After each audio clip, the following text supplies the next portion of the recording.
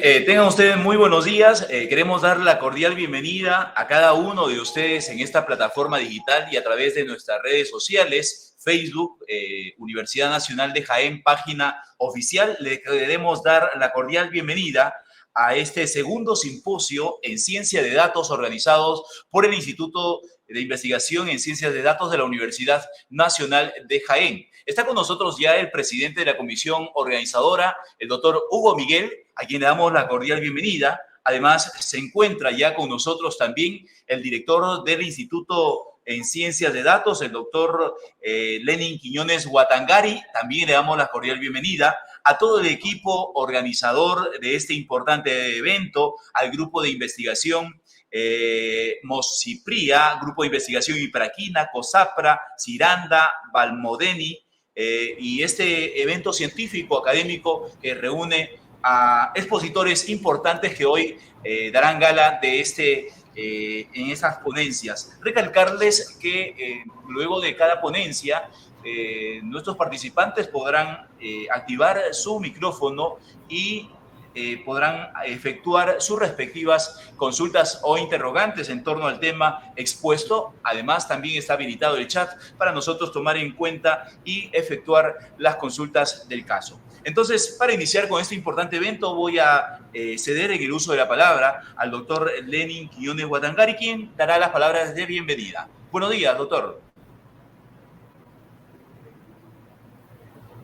Sí, buenos días. Sí me escuchan, ¿no? Sí, está Sí, perfecto. ya. Bueno, en primer lugar, agradecer la presencia del presidente de la comisión organizadora de la Universidad Nacional de Jaén y a todos los docentes y los estudiantes que se han hecho cita a este evento virtual, ¿no? Entonces, agradecerle por la predisposición y por asistir a este evento. También, y la pregunta es un poco, ¿qué es la ciencia de datos, no? El instituto fue creado el 20 de enero del 2020, ya va a cumplir 4 años, entonces es importante mencionar que la ciencia de datos combina y es un trabajo multidisciplinario de diferentes dominios o habilidades, ¿no? Habilidades de programación, matemática, estadística y obviamente de ingeniería. Por eso es de que si pueden ver, nuestro equipo es multidisciplinario con un único objetivo de extraer conocimiento. Sabemos que los datos nos va a permitir obtener conocimientos, pero ¿de dónde? Datos de texto, datos de las imágenes, datos de los videos, de los audios y mucho más, ¿no? Entonces, hacer ciencia de datos en la universidad es combinar varias habilidades, como pueden ver, y hay una palabra siempre, ¿no? Trabajar en equipo. Una sola persona no puede, y lo van a ver durante estos días. También ya tenemos los de la uni, han llegado en la mañana, tenemos la grata visita de la uni, vamos a validar unos prototipos. Justamente ellos tienen ese know-how, esa experiencia con el satélite que pusieron todo, entonces eso nos va a permitir con su experiencia ver patrones, gestionar datos, ¿no? Entonces, con esa paradigma de la ciencia de datos, la pregunta es, ¿y qué beneficio le trae a la institución? ¿O qué sacamos nosotros al aplicar ciencia de datos, ¿no? Entonces, una ventaja de utilizar ciencia de datos, colegas, autoridades en una organización, primero es empoderarse a nivel nacional. Somos el primer instituto a nivel nacional que está produciendo más de 10 papers como Instituto Ciencia de Datos, gracias al esfuerzo de cada uno de ustedes, y además del empoderamiento, facilita la toma de decisiones, ¿no? Organizaciones, estamos viendo que como DHL, FedEx, utilizan ciencia de datos para tomar decisiones. Las redes sociales, entonces, como pueden ver, en organizaciones que viven estrecha relación con sus clientes, la ciencia de datos nos permite, ayuda a identificar y refinar el público objetivo, ¿no?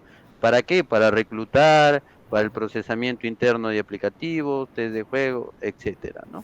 Entonces, como pueden ver, la ciencia de datos vino para quedarse, las tecnologías vivimos a diario, los celulares, las redes sociales, etcétera.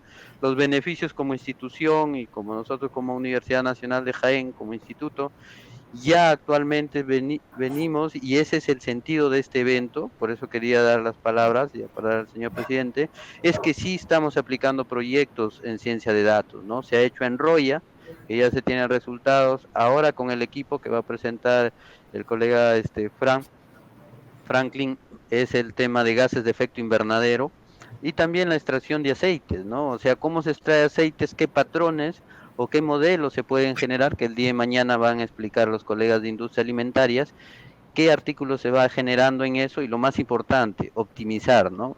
Aceite va a tener, pero la idea es obtener, optimizar, garantizar la sostenibilidad de este material vegetal. Bueno, con este contexto general un poco, agradecer al equipo detrás el esfuerzo que hacen, a las autoridades, al presupuesto, a todos, y saludar a cada uno de ustedes por el interés de este evento, y siempre digo, el instituto está llano ya para seguir aportando en la sostenibilidad de nuestra Universidad Nacional de Jaén. Gracias, estimado Iván, y gracias a todos los presentes.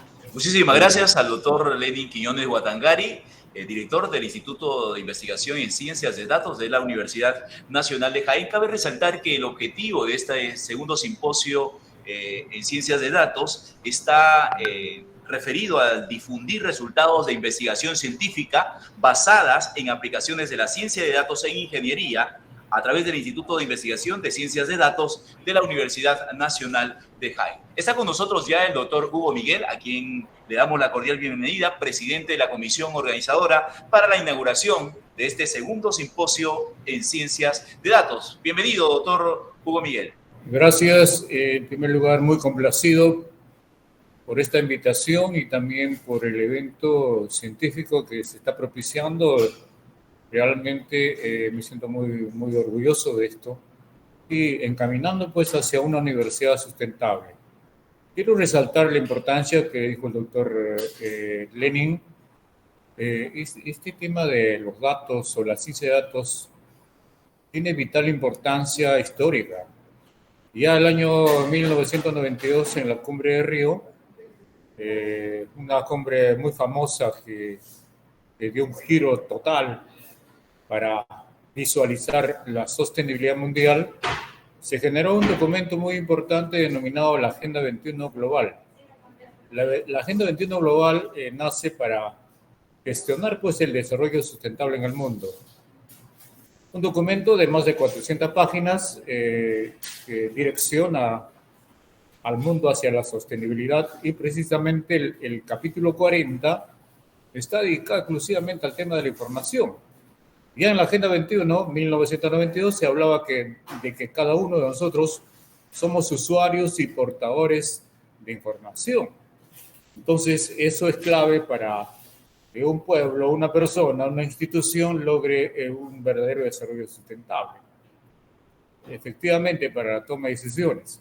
Entonces, observando el triángulo de secuencia lógica, los datos se convierten en información, la información se convierte en conocimiento y luego viene pues, la innovación. Esa es la secuencia lógica de lo que el ser humano y el mundo debería alcanzar. Entonces, en esa medida yo creo que ha sido muy acertado la creación de este instituto y valgan verdades, eso también es motivo de un orgullo institucional, de que es una de las pocas universidades a nivel nacional que está liderando con esta institucionalidad denominada Instituto Ciencia de Datos.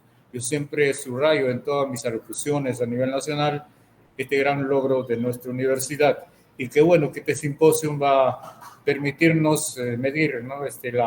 la temperatura, los grados de avance en ese aspecto. Entonces, definitivamente, como un eje transversal de nuestra universidad, debería ser pues, una gestión adecuada de los datos que se van a convertir en información. Y más que quizás máquinas o software, el tema de la información pasa por la cuestión mental, ¿no? Es una cosa de que en cada oficina, por más pequeña que sea, generar datos de calidad y transmitirlos, ¿no? Porque, por ejemplo, en cualquier oficina X, una secretaría o un área, todos los días generamos datos y esos datos hay que sistematizarlos. Y esa sistematización pasa secuencialmente ya a través de una gestión adecuada para que las autoridades, en este caso, tomemos algunas decisiones basadas en datos. Entonces yo creo que es muy importante generar este tipo de conciencia o cultura, yo diría mejor cultura, de manejar adecuadamente los datos. Y eso en realidad en el país aún todavía no tenemos una política de Estado en relación al manejo de la información y los datos. muchas instituciones como las universidades, por ejemplo, no sistematizan sus datos adecuadamente. En eso yo creo que es una ventaja bastante para la Universidad Nacional de Jaén y esperemos avanzar en ese sentido para que en el futuro nos convirtamos en una universidad sustentable. Suerte, muchas gracias por esta oportunidad y adelante, amigos, colegas del campo académico de la Universidad Nacional de Jaén. Gracias. Muchísimas gracias al presidente de la comisión organizadora, el doctor Hugo Miguel, en sus palabras de inauguración de este segundo simposio en ciencia de datos de la Universidad Nacional de Jaén. Bien, vamos a seguir entonces, luego de haber precisado algunos puntos importantes para el desarrollo de este evento. Quiero presentar también al equipo de comunicación e imagen institucional, quienes están en esta transmisión en directo. A ver, ahora sí. La licenciada Lina Ruiz Navarrete, quien también estaremos compartiendo esta sala para la dirección y la presentación de cada uno de los ponentes. Vamos a ir con la primera ponencia sobre la información del proyecto denominado Determinación del efecto de fuentes nitrogenadas estabilizadas sobre la emisión del óxido nitroso procedente de suelos cafetaleros, utilizando minería de datos e Internet de las cosas en San Ignacio, Cajamarca, financiado por Prociencia. Queremos dar la cordial bienvenida al magíster Franklin Fernández Zárate. Cabe indicar que Franklin es ingeniero forestal y ambiental de la Universidad Nacional de Jaén, con maestría en tecnología agroambiental para una agricultura sostenible de la Universidad Politécnica de Madrid, España. Tiene experiencia en propagación e instalación en campo definitivo del árbol de la quina, selvicultura, cambio climático y técnicas de tratamiento de residuos orgánicos, con publicaciones sobre el árbol de la quina, gases de efecto invernadero, tratamiento de residuos sólidos y tecnología de la madera en revistas científicas de alto impacto. Las líneas de investigación que desarrolla son selvicultura del árbol de la quina, tratamiento de residuos sólidos orgánicos, emisiones de gases de efecto invernadero, modelos matemáticos aplicados a las ciencias forestales y ambientales. Bienvenido, magíster Franklin Fernández Zárate. Buenos días. Hola, buenos días a todos. Sí pueden ver la pantalla, ¿verdad? Confirmen, por favor. Sí, se observa. Dale. A ver, yo les voy a compartir un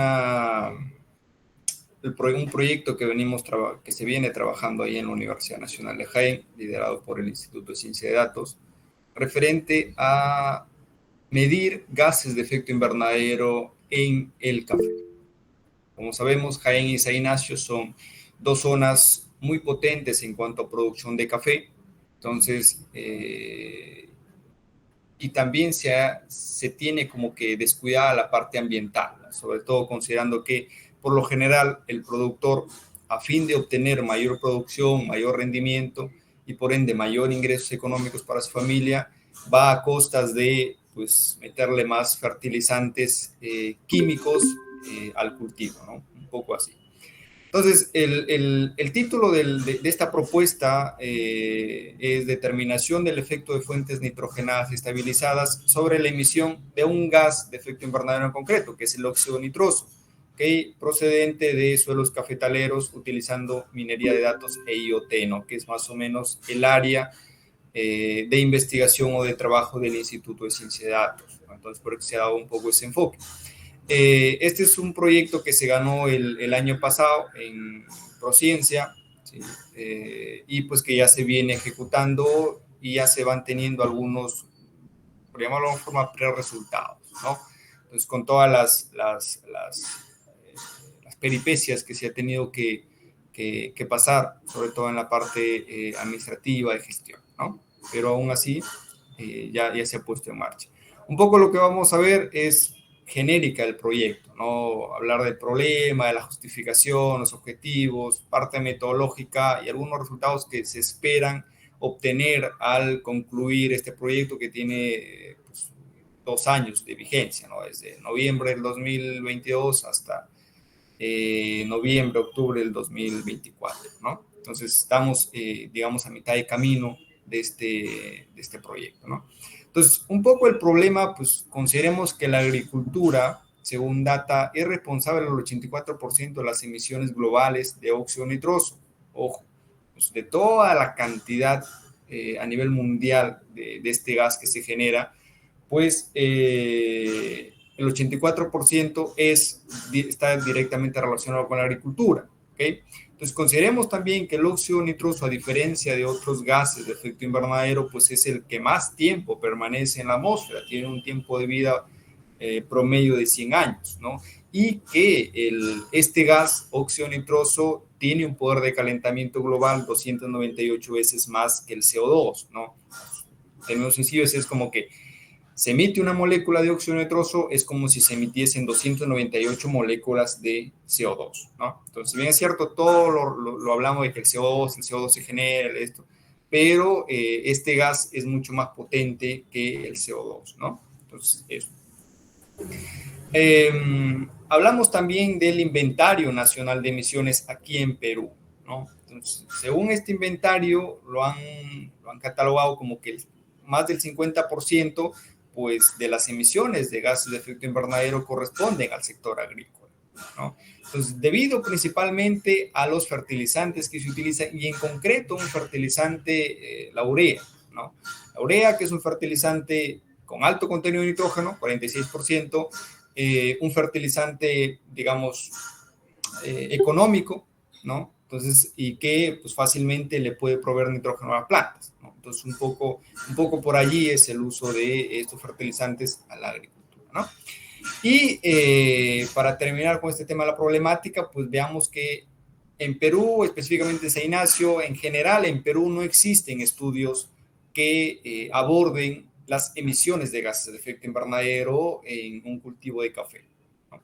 Se han abordado algunos temas para medir principalmente metano, pero en pastos, ¿no? Consideremos que el metano se genera en el sector ganadero, ¿no? Las vacas, entonces se ha medido metano allí. Pero los tres gases en concreto de GI, que son metano, CO2 y óxido nitroso, pues en café no existe ningún estudio, ¿no? Y a nivel mundial no pasan de los 10 estudios, principalmente en Costa Rica, ¿no? Entonces, un poco es eso. El por qué hacer esta investigación o por qué es que Prociencia ha visto de buena forma a este proyecto y le ha otorgado el financiamiento, es que primero, pues el tema del café en Perú es un cultivo muy importante, ¿no? En regiones como Cajamarca, como San Martín, en provincias como Jaén y San Ignacio, ¿no? Entonces, y para que el café produzca, pues el concepto del productor es así, digamos que más o menos es así debe ser, para que yo como productor obtenga mayor rendimiento, debo meterle más cantidad de fertilizante o de nitrógeno en concreto, ¿no? Y es así que la aplicación de fertilizantes, de las dosis de fertilizantes, pues van entre 150 y 400 kilogramos de nitrógeno por hectárea al año. O sea, es muchísimo, ¿no? Considerando que Europa, por ejemplo, en promedio es 150 kilogramos de nitrógeno. Nosotros podemos llegar hasta los 400, casi 3 veces más, ¿no?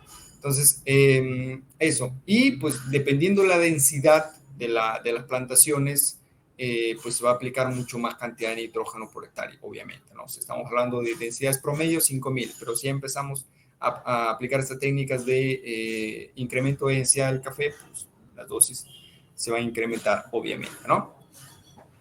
Entonces, el utilizar estos fertilizantes nitrogenados, sobre todo ureicos, genera varios problemas. El primero es que cuando la urea llega al suelo, producto de la actividad edáfica y climática, pues se va a perder gran parte de este nitrógeno, ¿no? Ya sea en forma de gas, como nitrógeno molecular o como óxido nitroso, que es lo que no se quiere, o se va a lixiviar en forma de nitratos, nitritos, ¿no? Entonces, ahí está el detalle, ¿no? De que si sigo utilizando la urea convencional, voy a seguir generando, primero, contaminación ambiental y segundo, que mi cultivo no va a aprovechar en mayor medida al nitrógeno, ¿no? Entonces, una de las opciones que ya se ha visto en otros países es cambiar esta urea por otro producto que, pues, tiene los famosos inhibidores de procesos, ya sea de la nitrificación, de la ureasa, lo que fuese, ¿no? Que en esencia reducen, o más que todo, prolongan el tiempo de vida entre comillas, de la urea en el suelo, ¿no? Por ejemplo, tú aplicas una urea convencional, a los 15, 20 días ya no existe urea, ya no existe ese nitrógeno, ¿ves? Pero si ya aplicas una urea con algún inhibidor, ese tiempo de 15 días pues va a prolongar a un mes, mes y medio. Entonces le das más chance a que el cultivo absorba el nitrógeno y por ende reduzca las pérdidas, tanto de lixiviado como de gas, ¿no? Entonces, además, el conocer cuándo aplicar es otro de los factores importantes dentro del manejo de los fertilizantes y el cultivo, ¿no? Por ejemplo, cuando la etapa fenológica del café pues, se encuentra produciendo más foliaje, va a necesitar obviamente urea, ¿no? Va a necesitar nitrógeno. Pues ahí suministrar, ¿no? No en alguna otra etapa donde quizá el cultivo no necesita nitrógeno, sino necesita potasio, sino necesita fósforo, ¿no? Entonces, conocer esto, ¿no? Y eso es a donde se apunta con la continuidad de este proyecto, ¿no? Entonces, ir viendo, o sea, ya ahorita con este proyecto vamos a conocer cómo se comportan distintos fertilizantes respecto a las emisiones, ¿no? La continuación es ir viendo cómo este fertilizante, si lo aplico en determinadas etapas fenológicas, se va a comportar, ¿no? El objetivo general fue pues, determinar el efecto de fuentes nitrogenadas estabilizadas. Cuando hablamos de estabilizadas, nos referimos a estos fertilizantes nitrogenados con inhibidores, ya sea inhibidor de la nitrificación como el DNBP o inhibidor de la ureasa como el NBPT. Entonces, uso de estos fertilizantes que muy poco se utilizan aquí en Perú, ¿no? ¿Se comercializan en Jaén? Sí se comercializan, pero los productores, debido a que el costo es un poquito más que la urea convencional, no suelen usarlo, ¿no? Pero dentro de nuestras hipótesis está de que, hombre, si bien es cierto el costo es mayor el de estos fertilizantes estabilizados, de estos fertilizantes nitrogenados estabilizados, pero, venga, si tú le aplicas este fertilizante al cultivo, el cultivo va a tener mayor tiempo para que absorba nitrógeno, ¿no? Entonces, por ende, lo que esperas es de que el rendimiento sea mayor, ¿no? O que tu cultivo, luego de la cosecha, pues, no se quede sin hoja, no se quede con foliaje, y eso te asegura una mayor producción y durabilidad de este cultivo a posteriori, ¿no? Entonces, un poco es eso.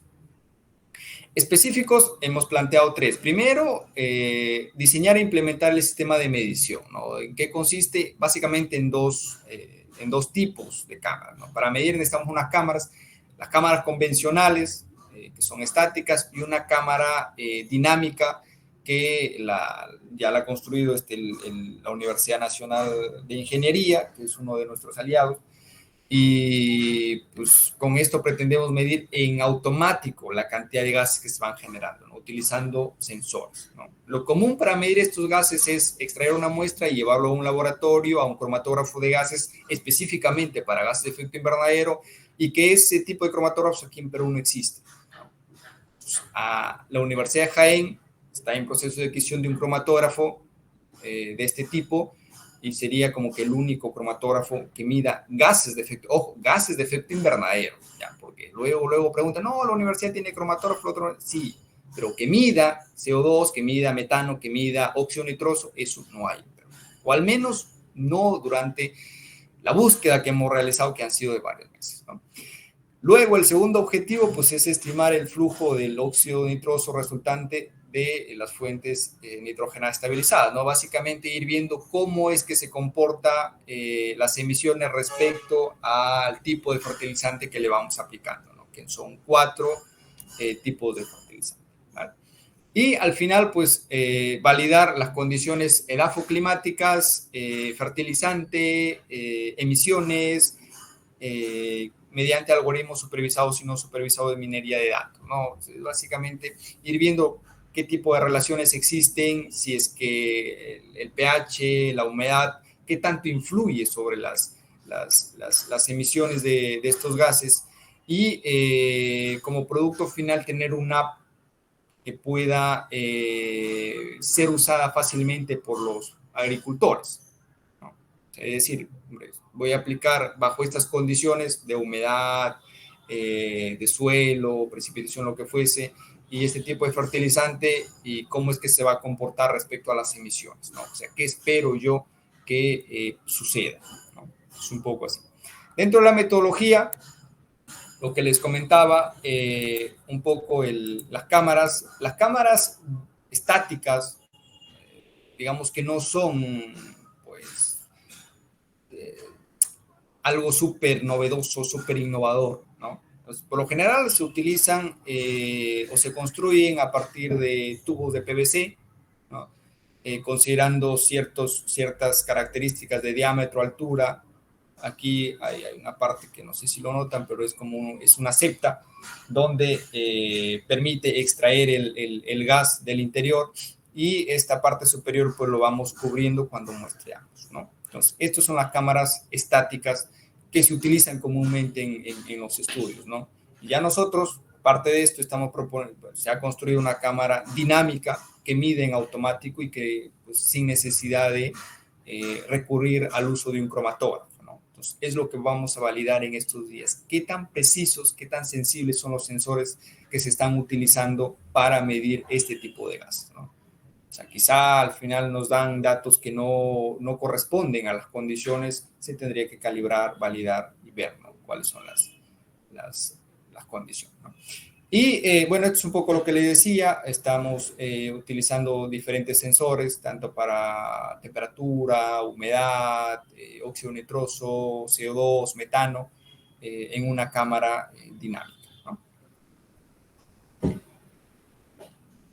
El hecho de estimar, pues es un poco la metodología de cómo es que se van a extraer la muestra, ¿no? O sea, en esencia es de esta cámara, este tubo, extraemos una muestra de gas, ese gas lo llevamos a un vial, ese vial lo enviamos a España, ahorita lo estamos enviando a España, y pues van a medir qué cantidad de estos gases de efecto invernadero existen y pues nos van a comunicar los resultados, y esos resultados pues trataremos de interpretarlos y relacionarlos con las variables edáficas, con las variables climáticas, con el tema de la cantidad de humedad que existe en el suelo, los espacios porosos del suelo, el tipo de fertilizante, el rendimiento del café. Entonces, hay muchas variables de por medio y que procuraremos, digamos, darle explicación de por qué es que el comportamiento se produce determinado u otro comportamiento, ¿no? Bueno, esto es un poco lo que le decía, ¿no? Extraemos el gas, luego lo metemos a un vial y pues ya sigue eso, ¿no? Para validar el efecto de las condiciones edafoclimáticas, pues es un poco de aplicar data mining, minería de datos, e ir identificando pues cómo es que influye una variable u otra de las que les he comentado. Y al final, pues crear una app, ¿no? Que el fin sea eso, ¿no? Que con pequeñas entradas, ¿no? Pocas entradas, podamos tener como resultado o ver para los productores, las mismas cooperativas cafetaleras, la academia, ir viendo cómo es que se van a ir generando las emisiones, ¿no? Imagínense tener una app que pueda ser utilizada por muchos productores, por muchos profesionales que se dedican a investigadores, qué sé yo, que puedan ir reportando datos, ¿no? Fíjense, en el Centro Polar Cascarilla, en Jaén, San Ignacio, Chirinos, todos los distritos, y luego poder ir viendo cómo es que se va comportando este tema de las emisiones, ¿no? En función de las entradas que se le va a considerar en esta app, ¿no? Que principalmente van a ser el tipo de fertilizante, la dosis y alguna característica edáfico-climática. ¿Qué se espera, no? Primero, un convenio, que esto ya se ha obtenido, el convenio de cooperación entre ambas universidades, UNJ y la UPM. Equipar el laboratorio de gases, ya están llegando algunos equipos, y sobre todo el equipo más potente, que es el cromatógrafo de gases, que ya les digo, sería el primer cromatógrafo que mida estos gases aquí en Perú.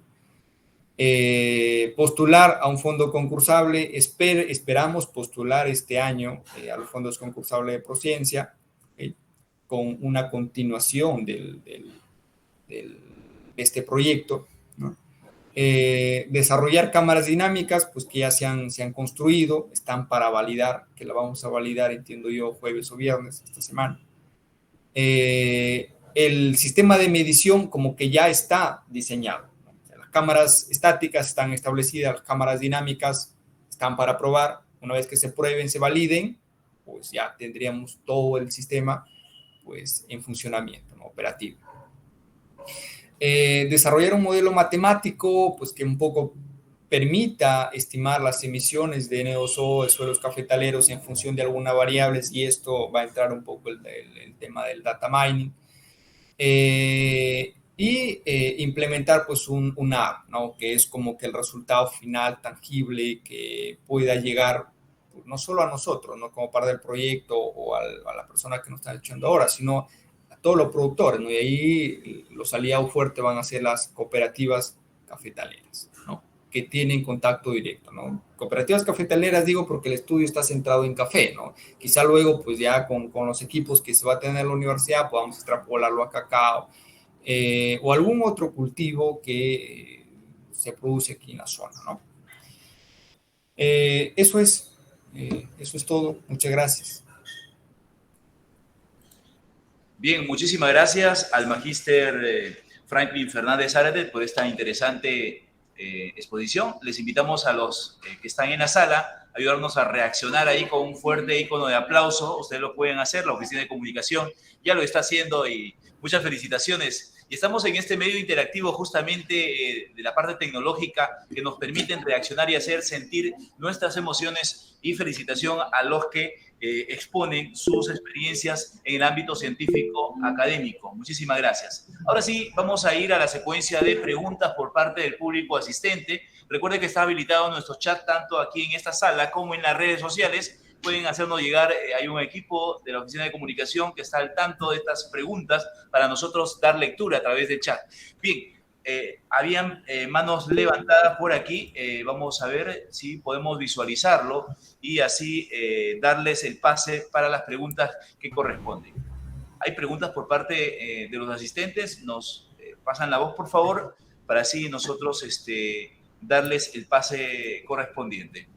¿Hay preguntas? Sí. Pueden habilitar su micrófono y hacernos llegar sus interrogantes. Parece que no hay.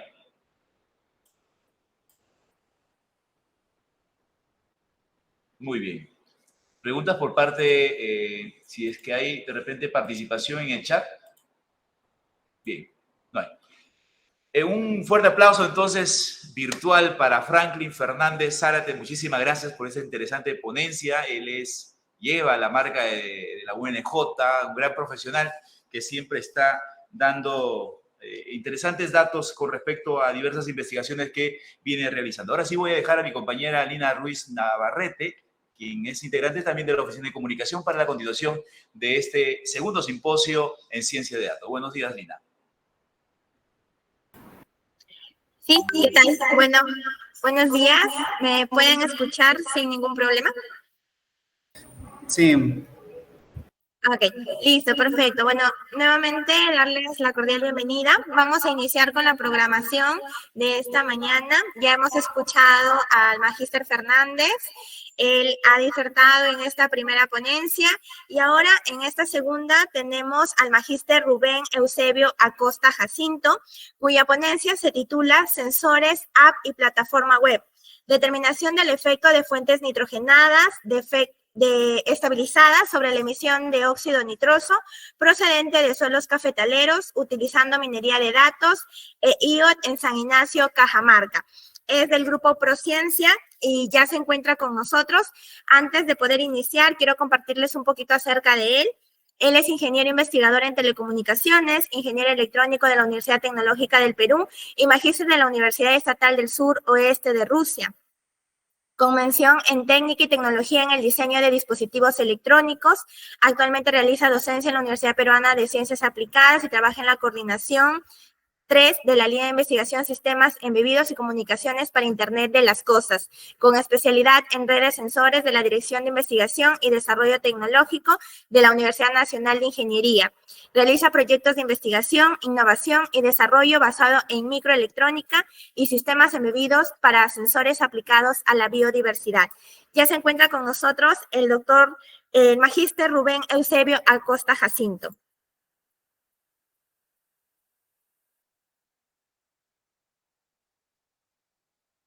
Bien, bueno, parece que hay un inconveniente. Me van confirmando, por favor, si es que podemos apoyar para poder solucionar algún problema que haya, ¿de acuerdo?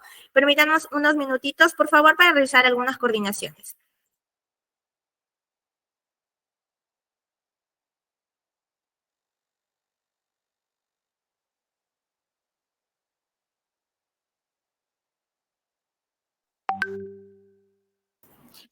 Bien, bueno, comentarles que ha habido un inconveniente. Vamos a tratar de solucionarlo para ponernos a la orden con la programación. Sin embargo, ya tenemos con nosotros en la sala al ingeniero Jorge Antonio Fernández Gibaja. Él es tesista de posgrado y su ponencia de esta mañana se denomina Determinación del efecto de fuentes nitrogenadas estabilizadas sobre la emisión de óxido nitroso procedente de suelos cafetaleros utilizando minería de datos seguido en San Ignacio, Cajamarca, Prociencia. Es un trabajo en conjunto que se viene realizando también con el magíster Rubén, así que vamos a tener en esta oportunidad al ingeniero Fernández Gibaja para poder iniciar y posteriormente ya estaríamos con el magíster Rubén Acosta. ¿Me confirman, por favor, ingeniero Jorge, si ya se encuentra en sala? Buenos días, sí, ya me encuentro en sala. Ahora proyecto. Listo, genial, escuchamos.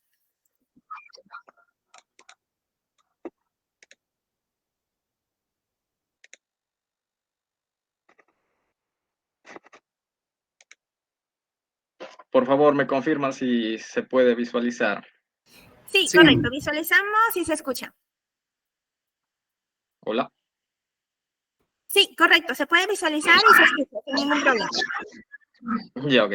Bueno, empezamos. Bueno, yo voy a tratar de mencionar algunos aspectos de lo que se trata el proyecto de tesis que estoy realizando, que forma parte del proyecto macro que ya el ingeniero Fernández Zarato nos había comentado.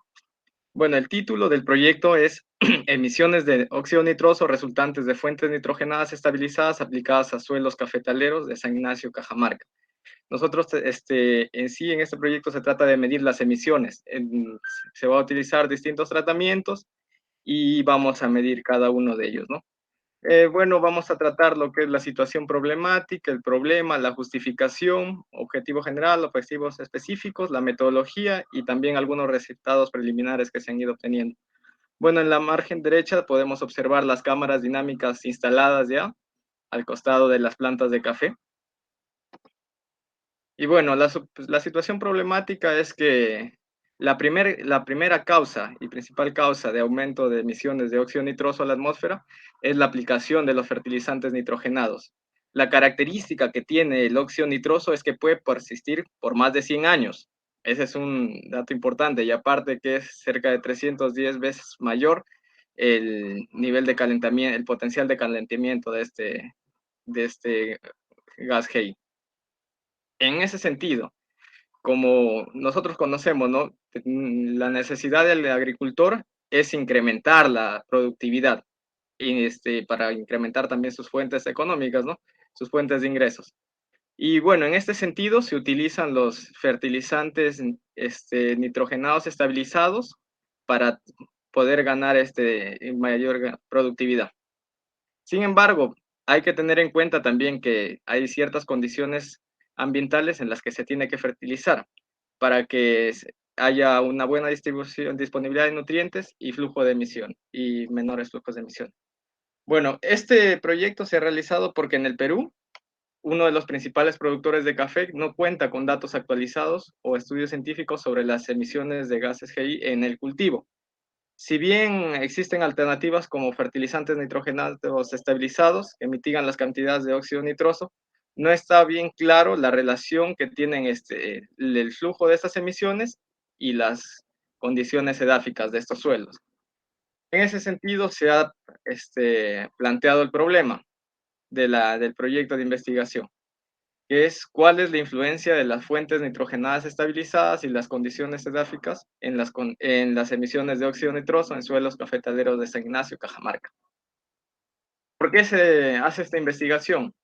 Bueno, el café es uno de los cultivos más importantes del mundo, es cultivado en más de 56 países, ocupa más de 10 millones de hectáreas en el planeta. Además, aproximadamente 125 millones de personas viven de este importante cultivo. En el Perú, el café es el primer producto agrícola de exportación y el cultivo de mayor relevancia acá de la región Cajamarca. Algunas implicaciones del proyecto que se va a obtener con la ejecución de este es que se van a tener datos científicos actualizados sobre las emisiones de óxido nitroso, las condiciones edáficas en las que se producen mayores emisiones, y también esto puede servir de marco de referencia para las cooperativas cafetaleras, la Junta Nacional de Café e institutos de investigación ligados al cambio climático, ¿no? El objetivo general fue estimar el flujo de óxido nitroso resultante de las fuentes nitrogenadas estabilizadas y de las condiciones edáficas del suelo, de los suelos cafetaleros. Para ello se ha planteado, acá ha habido un error, los objetivos específicos, que es determinar el flujo de óxido nitroso resultante de las fuentes nitrogenadas aplicadas a suelos cafetaleros, caracterizar las condiciones edáficas de los mismos y analizar el flujo resultante de óxido nitroso y las condiciones edáficas del suelo. Bueno, en lo que corresponde a la metodología, la ubicación es que se desarrollará en una finca cafetalera de la propiedad de la cooperativa agraria La Prosperidad de Chirinos, que es un aliado institucional. La parcela está ubicada en el distrito de Chirinos, provincia de San Ignacio, departamento de Cajamarca. El diseño experimental. Ingeniero Jorge, disculpe la interrupción. Parece que ha habido un inconveniente con las diapositivas. No se están visualizando. Ah, no se visualizan. No, en un primer momento sí, luego ya hubo un corte. ¿En qué diapositivas nos hemos quedado? ¿Se acuerda? O a ver, un momento, voy a tratar de conectarme en un lugar donde haya mejor señal de internet. Un momentito, por favor. Ok, por favor.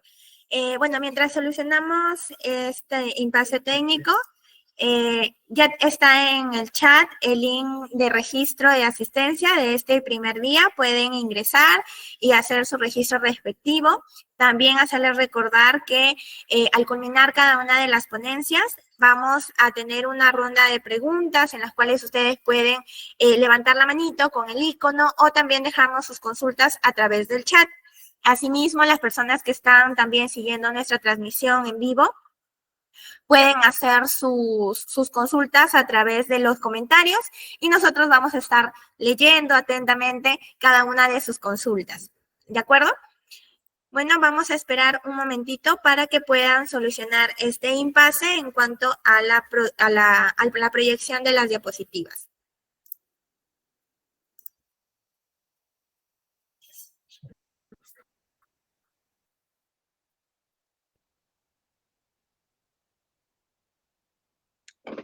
A ver, señorita, voy a hacer la prueba. Si es que se visualiza mejor. De acuerdo, ingeniero. A ver, un momentito. ¿Se visualiza las diapositivas? No, aún no tenemos eso.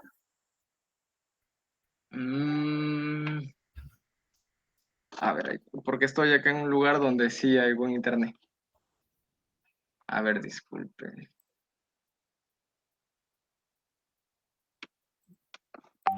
¿Ahora ya? Sí se visualiza. Sí se puede visualizar. ¿Me confirman, por favor? Sí se visualiza. Sí se visualiza. Ay, ok. Muy bien. A ver, bueno, empezamos con la metodología, ¿no? Es una parte importante. Bueno, este trabajo de investigación se ha desarrollado en una finca cafetalera de propiedad de la cooperativa agraria La Prosperidad en la ciudad de Chirinos. Esta parcela está ubicada en el distrito de Chirinos, provincia de San Ignacio, departamento de Cajamarca, ¿no? Acá podemos visualizar, está cerca de la Coipa, y justamente en el centro de Chirinos hay una parcela experimental donde se está realizando la investigación. Bueno, la metodología es que se ha realizado un diseño experimental a través de un diseño de bloque al azar, DBA, siendo los tratamientos el testigo que no se fertiliza, la fertilización orgánica que está compuesto por guano de la isla, la fertilización sintética que comprende la urea y la fertilización sintética más DMPP que ya vienen a ser los fertilizantes estabilizados, y también la fertilización más NBPT. Bueno, al costado derecho podemos visualizar ya los diferentes bloques y cómo han sido organizados en las parcelas. La metodología. Bueno, primero hemos hecho la medición del flujo de gases de efecto invernadero, y para eso se ha empleado una cámara estática cerrada, lo que nos venía mencionando el ingeniero Franklin Fernández Zárate. Y bueno, esta se instala en cada unidad experimental a una distancia no mayor de 15 centímetros del tallo y siendo cerrada por 45 minutos. Se tomaron 2 muestras, ¿no? Uno al tiempo cero, al momento de cerrar la cámara, que por ejemplo acá podemos visualizar en la primera imagen, se está cerrando la cámara con un plástico y después con unas ligas. Y en segundo punto ya es donde se toma la muestra ya. No se puede visualizar muy bien, pero acá se tiene una jeringa y se está extrayendo los gases de efecto invernadero en el tiempo cero, por ejemplo. Y finalmente, una vez que se tiene el gas ya en la jeringa, se tiene que inyectar el gas en los viales, ¿no? Que con un neopreno hermético que ya servirá para conservar los gases adentro y poder enviarlos a España, donde a través de la cromatografía de gases se va a estimar el flujo, ¿no?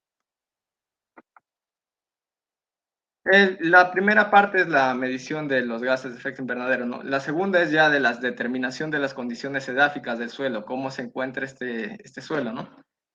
Bueno, para eso se ha colectado muestras de suelo en todas las ecuaciones de muestreo. Esto servirá para determinar la humedad por secado. Se extrae la muestra del suelo, se conserva, se lleva a una estufa y después ya por diferencia de pesos es que nosotros podemos determinar la humedad. Y además también se ha considerado conveniente extraer análisis de nitritos y nitratos. De igual manera, también a través del uso de un termómetro se ha medido la temperatura y por medio de cálculos el espacio poroso lleno de agua se divide con el contenido volumétrico del agua por la porosidad para obtener este indicador, ¿no? Bueno, en la parte inicial en la primera imagen podemos ver el muestreo de suelos, que se utiliza un barreno. La segunda es el pesado del suelo, que se realiza en campo, ya que servirá para la humedad, y ya en la fase de laboratorio se puede visualizar que se utiliza la estufa para el secado de las muestras y cálculo de la humedad. En cuanto al análisis de datos, para el procesamiento se utilizará el software R, se verificará la homogeneidad de varianza de Levine y la distribución normal de los datos de Shapiro. Los datos se transformarán logarítmicamente cuando no se cumplan estos supuestos. Se realizará un análisis de varianza teniendo en cuenta el diseño experimental. Es decir, se va a ver tanto los efectos del bloque y efectos del fertilizante. Para ello se utilizará un modelo lineal. Más adelante, con los resultados preliminares, veremos tanto el efecto bloque y el efecto fertilizante un poco ya más aplicado. Si los tratamientos son verdaderamente independientes, se realizará un análisis de contraste ortogonal para comparar los diferentes tratamientos a un nivel de significancia del P menor de 0.05. Si el análisis de varianza se encuentra diferencias significativas, se realizará la prueba de comparaciones múltiples de Dunet y también se realizarán análisis de correlación lineal para parámetros del suelo, temperatura y flujos gaseosos. Claro, siempre y cuando tenga distribución normal los datos. Ahora pasaremos un poco a lo que ya se tiene, a lo que se ha podido determinar.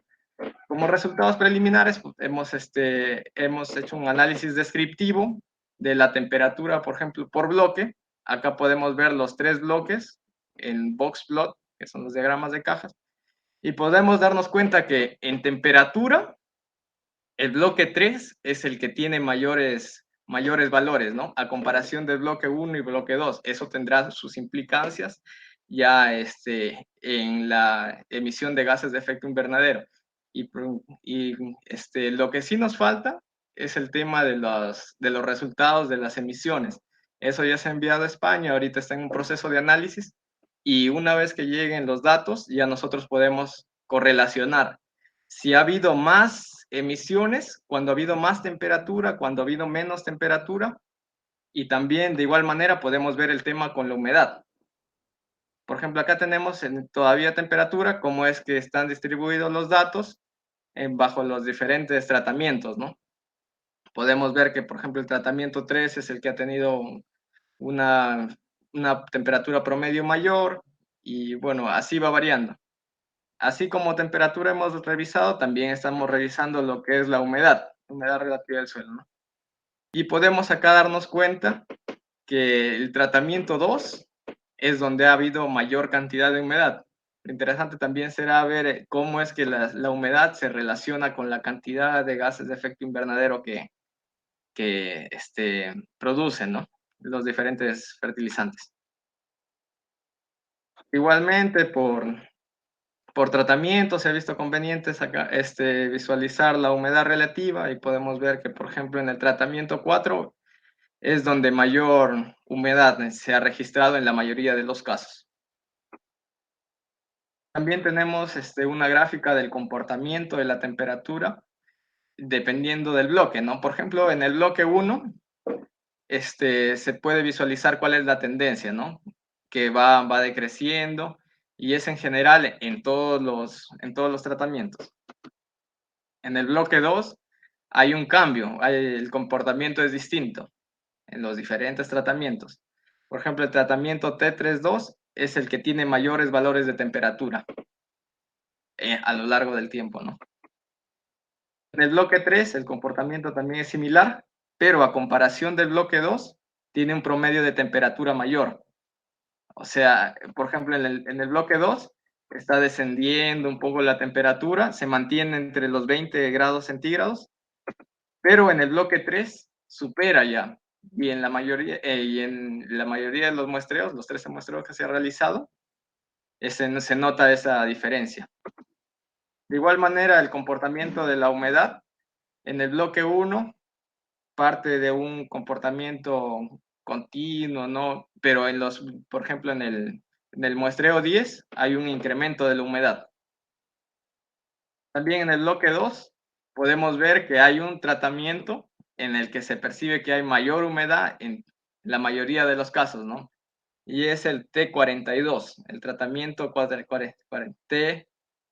4, que se ubica en el bloque 2. Ahí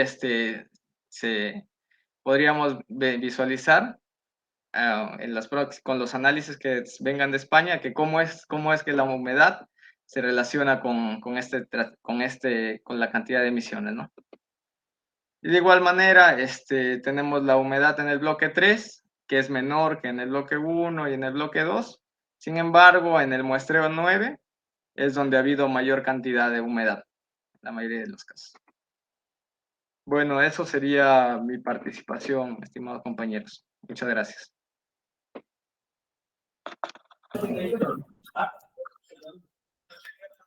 Bien, bueno, agradecemos al ingeniero Jorge Antonio Fernández Cibaja. Un aplauso virtual, por favor, por parte de la sala. Muchísimas gracias por participar. Sabemos que es usted estudiante de la Escuela de Posgrado de aquí, de nuestra Casa Superior de Estudios, en la Maestría de Cambio Climático, Agricultura y Desarrollo Rural Sostenible. Bien, si hay alguna consulta por parte de la sala, pueden escribirlo en el chat o también vi una manito levantada. No, disculpe, me confundí. Ok, perfecto, entonces no hay ningún problema. Si hay alguna consulta por parte de la sala, pueden participar. También estamos revisando los comentarios en Facebook. Bien, bueno, no hay ninguna consulta. Nuevamente, muchísimas gracias, ingeniero Jorge, por su participación en esta mañana, en este segundo simposio de Ciencia de Datos que organiza el Instituto de Investigación en Ciencia de Datos de nuestra Casa Superior de Estudios. Un fuerte aplauso virtual nuevamente y muchas gracias. Vamos a continuar con la siguiente ponencia. Bien. Sí, efectivamente comentarles que el link de registro de asistencia ya se encuentra en el chat. Vamos a volverlo a compartir. Unos minutitos, por favor. Bien, se encuentra en el chat ya nuevamente compartido el link de asistencia. Pueden registrar ahí sus datos. Vamos a continuar entonces con la siguiente ponencia. Tenemos ya con nosotros al magíster Rubén Eusebio Acosta Jacinto, cuya ponencia se titula Sensores, App y Plataforma Web. También está relacionado al proyecto Determinación del efecto de fuentes nitrogenadas estabilizadas sobre la emisión de óxido nitroso procedente de suelos cafetaleros utilizando minería de datos e IoT en San Ignacio, Cajamarca, de Prociencia. Igualmente, es una ponencia que está vinculada a la anterior de nuestro tesista y ya tenemos con nosotros pues en sala al magíster Acosta. ¿Me confirman, por favor? Claro, sí, escucho. No sé si me escuchan también en la sala. ¿Qué tal, magíster Eusebio? Bueno, bienvenido nuevamente a este entorno virtual de la Universidad Nacional de Jaén. Ya habíamos tenido anteriormente una presentación y hemos conocido un poquito más acerca de usted. Puede iniciar entonces ya con esta ponencia. Ok, voy a compartir mi PPT.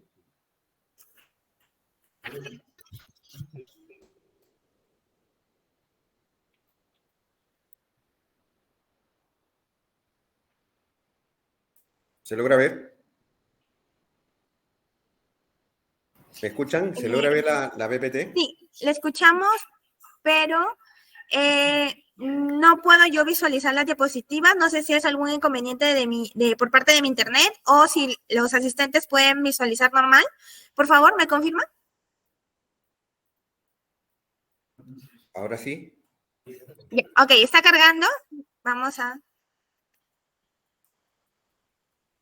Ok, perfecto. Perfecto, magíster Acosta. Sí se puede visualizar. Muy bien.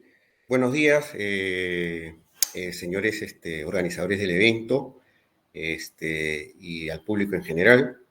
Les saluda el magíster ingeniero Rubén Acosta, investigador de la Universidad Nacional de Ingeniería, INITEL-UNI, y tengo el grato honor de poder exponer, ¿no?, el diseño e implementación, ¿no?, de una cámara dinámica que justamente va a automatizar las mediciones que se hacen en campo de 3 gases importantes de efecto invernadero, como ya lo acaba de decir el anterior expositor: dióxido nitroso, metano y dióxido de carbono. ¿Ok? También, justamente lo hemos traído acá también a Jaén ya para hacer las primeras pruebas de medición y ajuste de la cámara, ¿no? Ya en Lima hemos hecho las pruebas de laboratorio.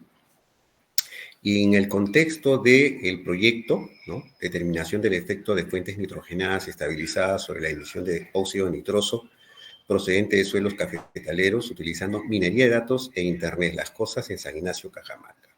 Justamente para que puedan ustedes relacionar el diseño que se ha elaborado, quisiera primero darles unos conceptos básicos de qué cosa viene siendo Internet de las cosas.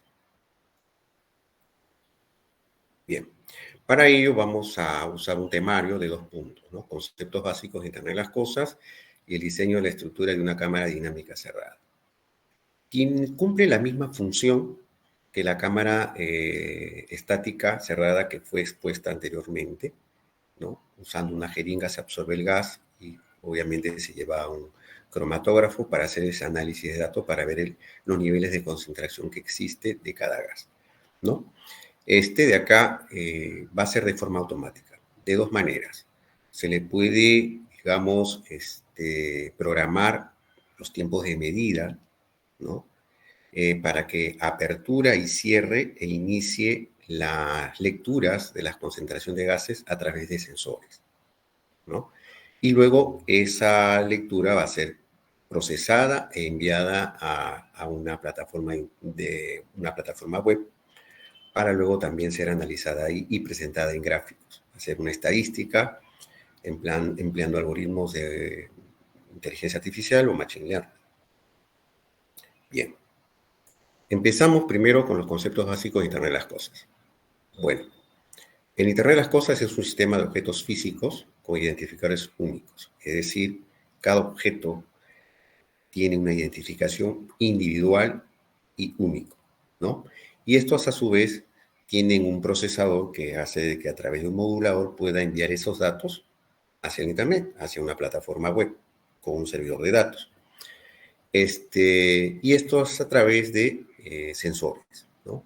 Entonces eso lo envía a través de un medio de transmisión, en este caso inalámbrica, que puede ser a través de una modulación inalámbrica limitada en extensión, por ejemplo, como Wi-Fi, como LP WAN, que es una tecnología de bajo consumo, ¿no? O también por usando las tecnologías de modulación de telefonía móvil, ¿no? Entonces, es todo aquel, ¿no? Todo objeto físico es todo aquel que envía datos, ¿no? Que están conectados a sensores y estos datos son enviados a una plataforma web. Para poder trabajar este tipo de tecnología, pues nos regimos sobre una norma que está establecida en la Unión Internacional de las Telecomunicaciones, la UIT, que fue promulgada el 06 del 2012, donde nos explica de que esta arquitectura de Internet de las Cosas está formado por 3 componentes o 3 niveles. Uno que es el nivel de percepción, el otro es el nivel de red y el nivel de aplicación. Luego de ahí siguieron regulándose otras capas, pero basadas en estas 3. Como ustedes pueden ver, el nivel de percepción está, digamos, ligada a todo lo que es circuitería, electrónica, sensores, procesadores, etc. Y el nivel de red está, digamos, ligada a todo lo que tenga que ver con tecnologías de modulación de transmisión de datos, ¿ok? Como, por ejemplo, las tecnologías de transmisión como 3G, 4G, LTE, Wi-Fi, Bluetooth, Zigbee, Sigfox, LoRa u otras tecnologías. Y el nivel de aplicación, pues, está formado por todo lo que son, digamos, las capas de aplicaciones. Todo lo que tenga que ver con la arquitectura cliente-servidor, ¿no? Es decir, prácticamente los dispositivos que se encuentren en el nivel de percepción serían los clientes y los equipos, las computadoras donde se van a procesar los datos y mostrar en gráficas o en datagramas sería el nivel de aplicación, ¿no? Que está basada, pues, en un front-end, ¿no? Y todo el proceso en un back-end. Y obviamente existen diferentes tipos de lenguaje que nos ayudan a través de diversos paradigmas, nos ayudan al procesamiento de los datos. Y obviamente también la presentación de dichos datos. En las tecnologías de comunicación inalámbrica, pues tenemos una gran variedad dependiendo del alcance. Nosotros nos ubicamos en la WWAN, ¿no? Que está basada en la red celular, que es el que vamos a usar para el equipo de la estación dinámica. Luego, existe una parte importante que es justamente describir qué es un nodo sensor, ¿no? Existen muchas definiciones en diferentes literaturas, pero en general está basada en esos bloques que ustedes ven en esta margen, en este bloquecito de acá, donde dice el procesamiento está a cargo de la CPU, que es la unidad de procesamiento central, y las memorias principales, que en este caso sería memoria RAM.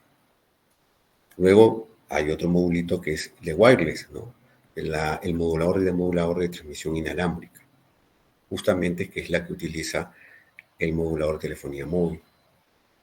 Luego tiene un bloque de energía, ¿cierto? Que está basada en una batería, celdas solares. En este caso vamos a usar celdas solares y digamos una batería para poder almacenar la energía y luego ir suministrando de acuerdo al desempeño de procesamiento de los datos, ¿no? A través de la electrónica. Y luego vienen los sensores y actuadores, ¿no? Justamente donde van a estar los sensores que vamos a, digamos, a usarlos para sensar, pues, los niveles de concentración de metano, de óxido nitroso y de dióxido de carbono, ¿no? Muy aparte también hay otra electrónica que complementa. Como ustedes ven acá, hay un visualizador de datos de la tarjeta in situ para verificar el funcionamiento, ¿no? Más adelante les voy a explicar, digamos, con un poquito más profundidad cada parte, ¿no? Pero acá justamente pongo las partes que tiene esta tarjeta electrónica, que es nuestro nuevo sensor para nuestra estación dinámica, y que se refleja en un diagrama de bloques como esto. Entonces, en conclusión, el Internet de las Cosas tiene 3 dominios. El dominio de percepción, o también llamado el dominio de los dispositivos, ¿no? El dominio de red, donde está, digamos, representado por todas las tecnologías de telecomunicaciones, ¿no? Y el dominio de aplicación, donde tenemos todas las plataformas de servicio web. ¿Ok? Entonces, el Internet de las Cosas está formado bajo estas 3 columnas principales. Es decir, tener un dominio de Internet de las Cosas es un poco difícil, pero se puede conocer, ¿no?, tecnologías importantes para poder desarrollar una aplicación con Internet de las Cosas. Es decir, ¿qué es lo que conseguimos del Internet de las Cosas? Justamente, presentamos un cuadro donde explícitamente me indica, a través de diagrama de bloques, ¿no?, dónde ubicamos los datos conseguidos por el Internet de las Cosas. Como lo ven acá, hay un cuadrito de color verde, que lo he citado acá, que es, digamos, una forma, una entrada, ¿no?, de datos, ¿no? Obviamente los datos luego se convierten en información y luego la información a conocimiento y luego es procesado con un algoritmo. Entonces ahí se deriva pues un análisis de datos a través de un filtrado de datos, porque hay que ver que también los datos sean los correctos, una minería de datos, que es la extracción de la información en base de patrones, ¿no? Y en general la ciencia de datos, ¿no?, utilizando métodos de análisis de datos como Machine Learning, ¿no?, para analizar fenómenos reales mediante estos datos conseguidos a través de los diferentes inputs o fuentes de datos, ¿no? Entonces tenemos datos web, como son redes sociales y páginas web, datos biométricos, también pueden haber datos cualitativos, ¿no?, y datos, digamos, del tipo de sensores para Internet de las Cosas. Obviamente luego si es una gran cantidad de datos masivos, pues tenemos también tecnologías que se trabajan a través de la tecnología Big Data. Y todo ello, pues, me sirve para conseguir información útil, que justamente el expositor anterior hizo unos esquemas, ¿no?, de los resultados de comparativas de las diferencias de algunos parámetros, ¿no?, que me daban información los datos que justamente consiguieron a través de sus pruebas de campo, ¿no? Entonces, eso genera, pues, la información útil, luego viene el conocimiento, y luego ya se va definiendo las diferentes tecnologías, por decir, ¿no?, que pueden usar esta información, este conocimiento, ¿no? Entonces, para que ustedes vean que en dónde es que, digamos, se puede ubicar los datos conseguidos por Internet de las Cosas, ¿no? Bien, vamos ahora a la parte 2, que es el diseño de la estructura de una cámara dinámica cerrada, ¿no? En principio, nuestra estación, ¿no?, o nuestra estructura mecánica de cámara dinámica cerrada, ¿por qué dinámica? Porque tiene cierta, podamos decir, inteligencia, ¿no? Que obviamente si tiene cierta inteligencia es porque corren algunos algoritmos de inteligencia artificial, ¿ok?, pues, o de lógica difusa, donde va a interpretar algunos patrones que se den con los parámetros que va a censar. Ese es un comportamiento que se puede dar a través de esta cámara dinámica cerrada. Otra es que a través de una configuración, de acuerdo a unos intervalos de tiempo de lectura, se va a aperturar, es decir, el cilindro, como ustedes ven acá, se va a levantar a través de un actuador eléctrico durante un tiempo y va a bajar también con un tiempo determinado para que no pueda generar, digamos, algún disturbio, ¿no?, de presión y que pueda evitar que los gases que están en el suelo puedan emigrar sin ningún problema en un intervalo de tiempo de forma, digamos, casi lineal. Obviamente que tenemos que hacer pruebas. Estoy explicando lo que se menciona en los artículos científicos en las diferentes universidades que han diseñado cámaras como este tipo, y bueno, dentro de su metodología justamente era establecer cuál es el tiempo necesario en donde se pueda presentar cierta linealidad, cierta correlación, ¿no? Entonces, este cilindro es donde, en la parte de la tapa, es que se ubican los sensores básicos. Tiene una altura de 20 centímetros, tiene una tapa, ¿ok? Y tiene un collar con una referencia en lo cual me permite, digamos, sumergirlo o podemos ponerlo debajo del suelo, ¿no es cierto? Para que pueda, digamos, estar relacionado con el suelo mediano. En este caso, el fertilizante, ¿no? Nosotros sabemos que el fertilizante, como lo acabo de mencionar, hay fertilizante de tipo nitrogenado y no nitrogenado. Entonces, queremos ver el accionar de ese fertilizante en el suelo. Entonces, ver la concentración de gases, que es lo que nos interesa, porque eso va a depender también de la sensibilidad de nuestros sensores. O sea, los sensores que hemos colocado son de sensibilidades de partes por millón, ¿no? Y queremos ver hasta qué punto puede cesar sin ningún problema y hasta qué punto no, ¿no? Entonces, eso para nosotros va a ser fundamental las pruebas de campo. Entonces, la parte geométrica, como les digo, está definida acá, está hecho de material PVC, tiene un collar de una profundidad de 10 centímetros y un diámetro de 36 centímetros. Y luego tiene una estructura que le dé cierta estabilidad y solidez, ¿no? Se revisó el tipo de actuador lineal que no genere vibraciones, ¿no? O induzca vibraciones a la siguiente estructura que se conecta a él, que son los brazos de soporte, para que esto no tenga vibraciones. Ahí tuvimos todo un tema para el diseño y pruebas. Luego pusimos, bueno, en un lado va a estar, digamos, una caja hermética, ¿no? En el cual se va a poner la electrónica de control. Y a la vez también debajo de la tapa va a haber una electrónica de sensores. Luego estos datos, ¿no es cierto? A través de cualquier tecnología, en este caso elegimos la de telefonía móvil, ¿no? ¿Por qué? Porque tiene mayor alcance y se puede disponer en diferentes lugares distantes, sobre todo en el campo, ¿no? Luego esto va pues al internet a través de LTE, ¿no? Del servicio por celular. Y luego va a una base de datos donde se van a analizar los datos y se va a presentar en un front-end los datos, ¿no? Sea a través de unos widgets o gauge, digamos, y unos datagramas, ¿no? La presentación de ciertos análisis de datos. ¿Ok? Y así empezamos un prediseño. Acá les muestro ya, digamos, la parte, digamos, de la parte de la estructura mecánica, en donde sí, con las pruebas y error, ¿no? Tuvimos que modificar algunas cosas, pero la mecánica de apertura y cerrado y coincidencia, etcétera, se dio de esta forma. Como lo ven, tuvimos que ponerle el collar, ¿no?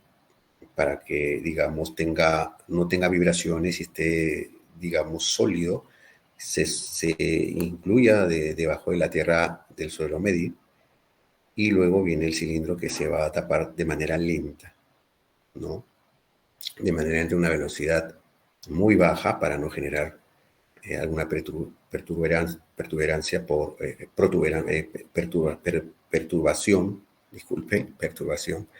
de presión de aire, ¿no? Obviamente hemos calibrado también la altura en que se va a abrir, ¿no? Acuérdense que un actuador eléctrico consume energía, ¿no? Como ustedes pueden ver acá, los paneles solares, estamos hablando de 40 vatios, ¿no? Hay una base para poner el gabinete de control, donde va a estar la tarjeta de electrónica de control. Y acá ven la vista trasera como se observa pues la ubicación de los paneles solares. Acá tenemos otra imagen de la vista lateral ya con la electrónica dentro del gabinete, como pueden ver, ¿no? Hay una batería en la cual se va a recargar a través de, bueno, en principio va a estar cargada lo suficiente para que la electrónica funcione. Ya se hizo pruebas de consumo de corriente, se ha establecido que de alguna manera las celdas solares en momentos de brillo solar alto o bajo, hay un promedio que debe ser suficiente para poder, digamos, abastecer de energía.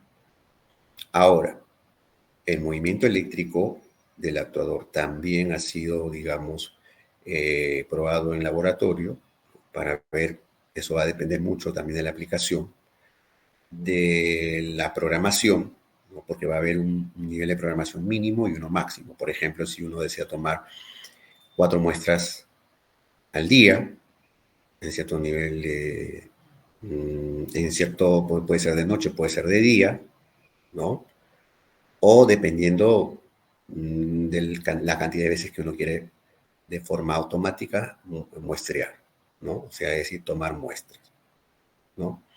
Según la literatura, los tiempos de muestreo pues no son muy largos y el número de veces por día, 24 horas, tampoco. O sea, es decir, habría que probar ahí ese tema del número de muestras que se va a sacar por día y de acuerdo a eso también se va revisando el programa del procesador y también viendo el nivel de la cantidad de batiaje que pueda tener la celda solar. Por ahora tiene 40 vatios y por lo menos para pruebas de cada 5 minutos, ¿no es cierto? Porque así está configurado, pues son pruebas, obviamente no hace cada 5 minutos, pero es para hacer pruebas para poder, digamos, tener un rango de consumo mínimo y máximo. Acá, como ven, acá hay una cajita que es nuestro gestor de energía, justamente es la que gestiona la energía que se recolecta de los paneles solares y la que se distribuye a la tarjeta electrónica, pero para eso ingresa primero la batería y de la batería va a la tarjeta electrónica de control, ¿no? Tiene también acá 4 puntales, se puede decir como cuñas, que van a ingresar al suelo, van a fijarlo, ¿no? Y bueno, le hemos puesto también unas rueditas porque esto tiene un peso aproximado de 40 kilos. Luego acá, como ustedes ven, internamente, bueno, todo esto está sellado. Acá tienen una tarjeta circular, una tarjeta en donde están conectados los diferentes sensores de gases, ¿no? El CO2, esta tarjetita de color verde es el sensor de CO2, de dióxido de carbono. Esta es la de óxido nitroso, ¿no? Que esta se mandó a fabricar exclusivamente para los niveles muy bajos, pero en partes por millón, ¿no? Vamos a ver hasta qué punto, porque el sensor es de partes por billón, es, digamos, demasiado sensible, sí, pero también no es tan fácil ubicarlo en el mercado. Pero puedan haber niveles y en ciertos escenarios podría capturar muy bien. Ahora, el volumen que tiene este cilindro es un volumen que, digamos, lo hemos establecido por lectura de artículos, en promedio, ¿no? En promedio, ¿por qué? Porque hay suelos en donde no solamente es el suelo en sí, sino hay ciertas plantitas de tamaños pequeños donde puede también, digamos, se pueda poner dentro de ese tipo de plantas pequeñas, como podemos decirlo, o sea, tampoco no es tan bajo. Ahora, también hay que probar cuánto tiempo se necesita para poder capturar el gas de esa, cuando digamos, sale del suelo. Hay una altura y como el gas se va a expandir en todo, vamos a ver en qué tiempo tenemos para poder tener buenas lecturas, ¿no?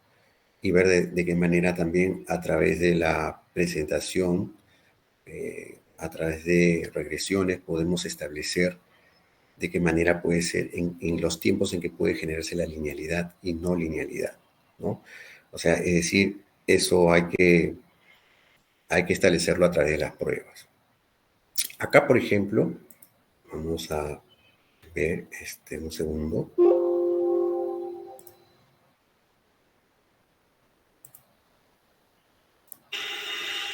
Acá les muestro cómo es que estamos, digamos, revisando el cierre hermético, ¿no? El cierre hermético para que no haya fuga, ¿no? Lo que estábamos estableciendo. Es decir, ya hemos traído el prototipo acá, tenemos que, bueno, tratar de dejarlo a punto para llevarlo al campo de pruebas, ¿no? Luego, por otro lado, tenemos el diseño del diagrama de bloques de la electrónica y monitoreo de control. Es decir, como toda tarjeta electrónica, pues hay un diagrama de bloques que me va a dar, digamos, una idea de cómo que se están conectando los diferentes tipos de sensores. Entonces, hemos incluido, aparte de los gases, ¿no?, un sensor de presión, temperatura y humedad interna, porque queríamos ver la diferencia de presión externa e interna. Y esa presión interna, ¿cuánto varía? Porque acuérdense que los gases también generan de alguna manera presión interna, ¿no? Entonces, ver ahí tal vez una correlación de estos parámetros con respecto a los gases, ¿no? Es decir, relacionando la ecuación general de gases, PV igual a RT, de ahí deriva muchos estudios y muchos análisis. Y bueno, obviamente, en todo lo que tenga que ver electrónica siempre se manejan ciertos protocolos y criterio de envía de datos hacia el procesador. Para poder, digamos, tener un almacenamiento de los datos y envío de los datos a una base de datos, pues tenemos que saber la fecha y hora. Entonces, hay un modulito electrónico que se inserta, que es un modulito reloj tiempo real, ¿no? Hay una memoria SD también para poder almacenar los datos. Sin caso, ¿qué pasaría si es que en un momento dado, pues, la intensidad del nivel de envío o hay un problema, por ejemplo, en telefonía móvil, ¿no?, y se tiene que respaldar esos datos, ¿no? De alguna manera se tiene que respaldar esos datos, tiene que haber un backup. Entonces, por eso también hemos considerado una memoria SD, ¿no?, para que se guarde el dato primero ahí y luego se envíe, ¿no? En todo caso, si hay un regreso del servicio de Internet, digamos, no hay problema porque el sistema sabe en qué momento no hubo envío de datos, porque hay un acknowledge que retorna y si no hay envío intenta 2 o 3 veces y no pasa nada, pues se guarda y sabe que en ese momento no se envió los datos, ¿no? Ustedes me podrían decir cómo es que pueden haber calibrado en su prueba de laboratorio cada sensor. Es muy difícil porque no tenemos generadores de gases, digamos, como esos balones de gases, ¿no?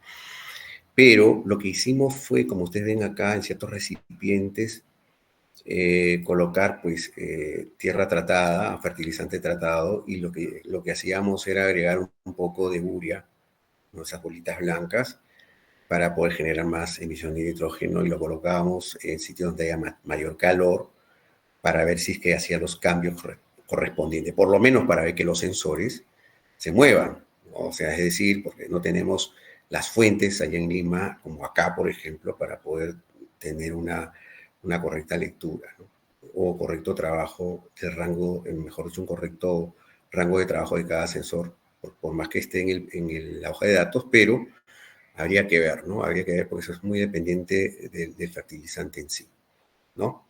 Entonces, esas fueron las pruebas que hicimos. Colocábamos unos sensores de NPK para ver la concentración de fósforo, nitrógeno y potasio, ¿no? También pues, hacíamos ese tipo de pruebas para ver la calidad del suelo. Luego de ahí, bueno, acá es el diseño también, el proceso del diseño de montaje, ¿no?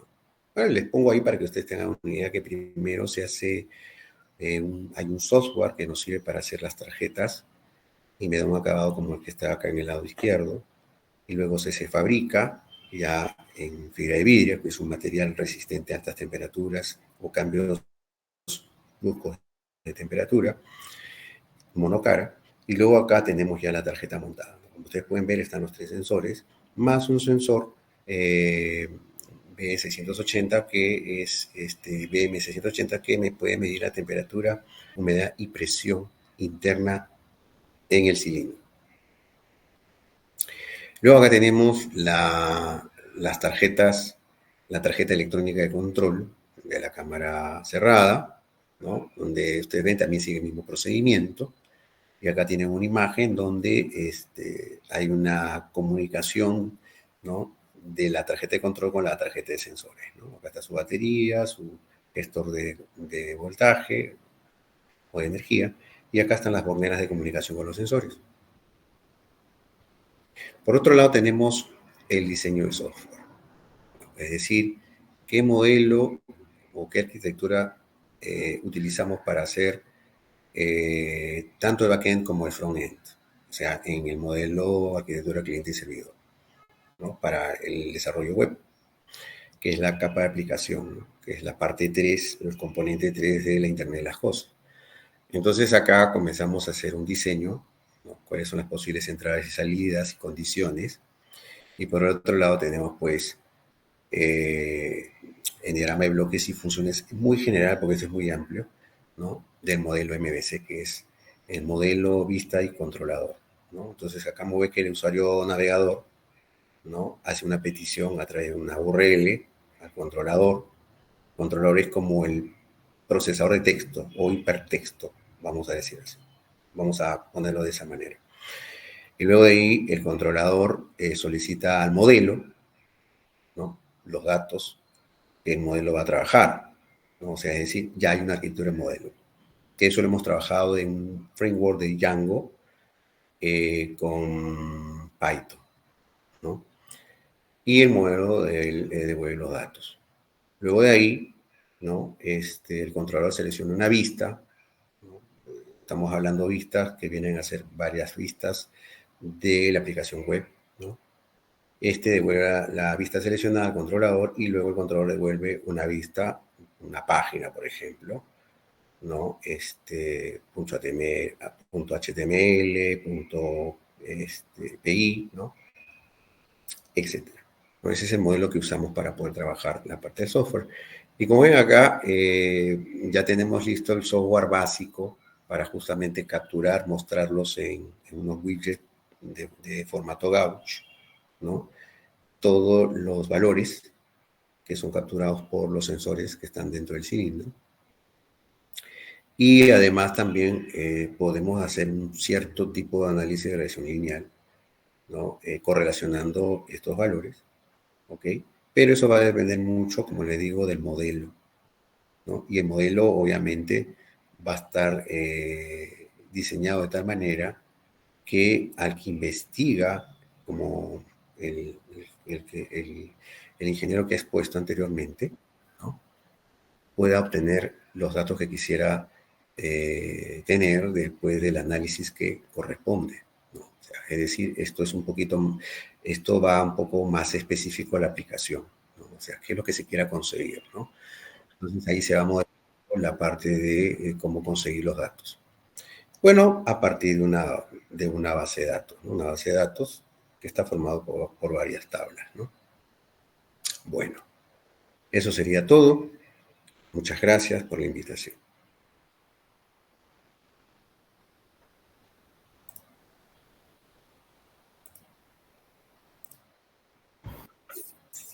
Bien, bueno, agradecemos al magíster Rubén Eusebio Acosta Jacinto. Aplausos virtuales para usted. Muchísimas gracias por participar en esta jornada académica del Instituto de Investigación en Ciencia de Datos. Bien, tenemos algunas consultas por parte de la sala. Vemos una manito levantada. ¿Me confirman, por favor? Bien, bueno, no, al parecer no hay manitos levantadas, tampoco hay consultas en el chat. Me confirman que también efectivamente, sí, tenemos una manito levantada de Milton. Adelante, Milton, puedes formular tu pregunta.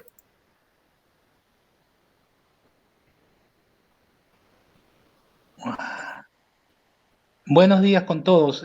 Quería hacer una consulta rápida en relación al envío de los datos hacia la nube, desde el punto donde está el nodo sensor. Entiendo que es por la red celular y entiendo también si es por la red celular debe de haber algún chip similar a los teléfonos celulares para poder habilitar la capacidad de comunicación de datos. ¿Esos chips son comunes y corrientes? ¿Hay algunos especializados? ¿Nos podrías hablar algo al respecto? Sí, sí, claro que sí. A ver, a partir de la experiencia que tuvimos, igual también con otro proyecto que es de La Roya, con la Universidad Nacional de Jaén, nosotros en primer lugar usamos chips, los chips normales de celular, de Movistar, postpago.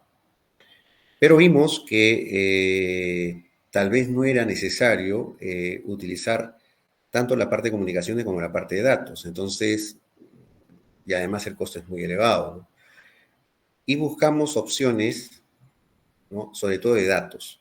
Entonces, encontramos en Lima que hay una empresa que está asociada a Movistar, en donde vende exclusivamente chips con número telefónico normal, pero en donde solo sirve para transmitir datos, no comunicación, digamos, audio, ¿no? O sea, como las comunicaciones que normalmente tenemos, sino solamente sirve para enviar datos, ¿no? Y obviamente el costo es mucho menor, ¿no? Y el servicio es anual. Entonces, este tipo de chips nos va a servir muchísimo para hacer este tipo de proyectos, ¿no? Prototipos, para realizar alguna prueba de concepto, ¿no?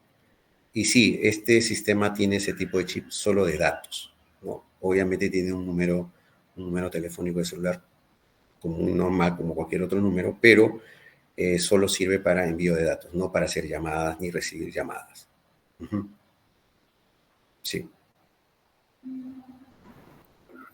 Bien, esperamos, Milton, que tu duda haya sido resuelta. Muchísimas gracias, Magíster Acosta. Si hay alguna consulta por parte de la sala, nuevamente pueden levantar la manito o dejarnos un mensaje en el chat.